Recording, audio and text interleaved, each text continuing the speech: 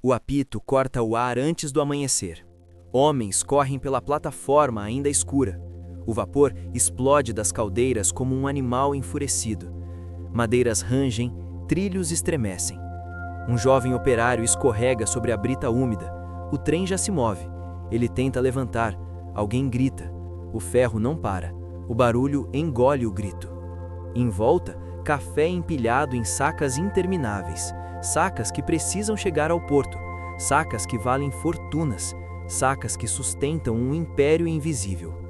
No alto da serra, a locomotiva começa a subida. O maquinista puxa a alavanca com as mãos suadas. A inclinação parece impossível. A névoa cobre tudo. Lá embaixo, o litoral espera. Lá em cima, o planalto exige pressa. Se aquela máquina falhar, tudo desmorona. Fortunas, cidades, sonhos. Como um território inteiro passou a depender de trilhos frágeis cravados na montanha? Estamos em São Paulo, na segunda metade dos anos 1800. E o que se desenrola diante desses olhos não é apenas a construção de uma ferrovia, é a transformação brutal de uma província rural em um motor econômico que mudaria o Brasil para sempre.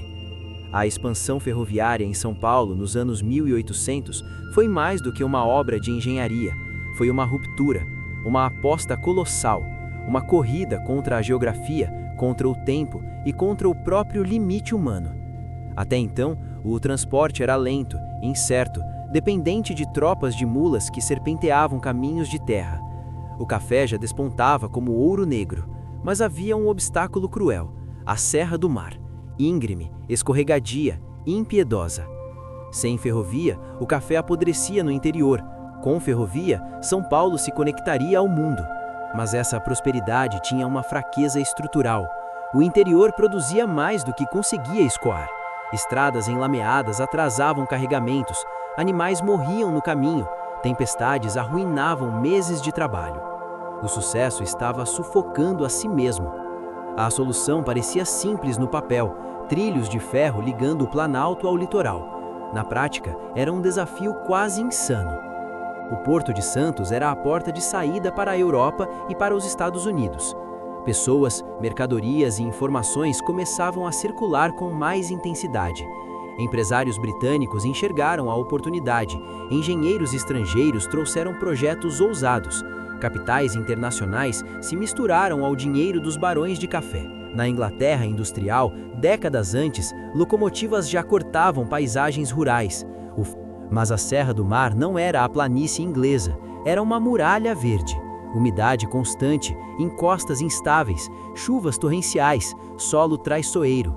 Para cravar trilhos ali, era preciso desafiar a natureza. O ponto de contato decisivo foi o Porto de Santos. Ali, a ferrovia ganharia sentido.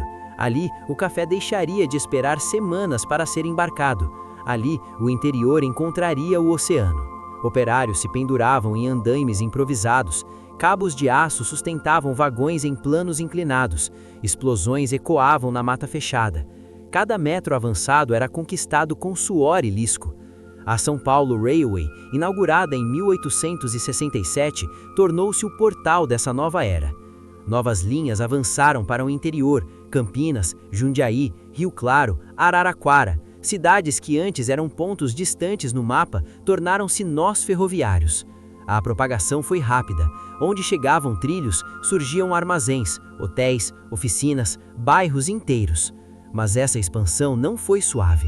Acidentes eram frequentes, deslizamentos interrompiam trechos inteiros. Trabalhadores morriam soterrados ou esmagados por máquinas pesadas. E o ritmo era implacável. O café não podia esperar. Enquanto isso, a sociedade tentava entender o que estava acontecendo. Muitos viam a ferrovia como símbolo de civilização. Outros a temiam como intrusa barulhenta que cortava fazendas e alterava rotinas centenárias. Alguns acreditavam que o vapor adoecia o ar, que a velocidade desorientava o corpo humano, que viajar rápido demais era desafiar a ordem natural. Mas as tentativas de frear o avanço eram inúteis. O lucro falava mais alto. A própria lógica da expansão agravava desigualdades. A terra próxima às estações valorizava de forma explosiva. Especulação e concentração fundiária se intensificaram. Depois da abolição, imigrantes italianos ocuparam postos nas lavouras e nas cidades conectadas pelos trilhos. O fluxo humano aumentou, ideias circularam com mais rapidez. Greves operárias surgiram no início do século seguinte, em regiões moldadas pela malha ferroviária. No interior, vilas que não foram contempladas pelas linhas definharam. Sem acesso ao trem, perdiam competitividade. Armazéns fechavam, jovens partiam. Com um transporte mais eficiente, a produção se expandiu para áreas antes inacessíveis. A mata foi derrubada em escala crescente. O avanço agrícola acompanhou o traçado dos trilhos. A devastação ambiental não era discutida. O discurso era progresso, crescimento, modernidade. E então, quando a malha atingiu seu auge no final do século XIX, algo mudou. O ritmo frenético começou a estabilizar. A infraestrutura básica estava lançada. As grandes rotas estavam definidas. A cidade de São Paulo cresceu, tornou-se centro político e financeiro. O interior se integrou ao litoral de forma permanente. O mundo pós-ferrovia era mais rápido, mais interligado, mais desigual. A lógica do tempo mudou. Distâncias que antes levavam dias passaram a ser vencidas em horas. A percepção de espaço se contraiu, e com essa contração nasceu uma nova mentalidade. A ideia de que o futuro poderia ser construído com aço, capital e planejamento. Mas toda a infraestrutura carrega consequências invisíveis. Ao depender tanto de uma única commodity e de um sistema específico de transporte, a economia também se tornou vulnerável a crises externas. O mesmo trilho que trouxe riqueza também amarrava o destino da província aos humores do mercado internacional. A expansão ferroviária em São Paulo nos anos 1800 não foi apenas uma obra de engenharia, foi uma redefinição de poder, de espaço, de tempo. Ela moldou o Brasil que emergiria no século XX. E talvez a pergunta que reste não seja apenas como aqueles trilhos foram construídos, mas quantas decisões atuais também estão sendo cravadas no solo com a mesma confiança cega no progresso. Estamos realmente no controle das estruturas que erguemos? Ou seguimos como aquele jovem operário na plataforma, correndo ao lado de uma máquina que já começou a se mover? Eu sou apenas uma voz atravessando o tempo. E se olharmos com atenção para os trilhos do passado, talvez consigamos enxergar para onde estamos indo antes que o próximo apito soe na curva da história.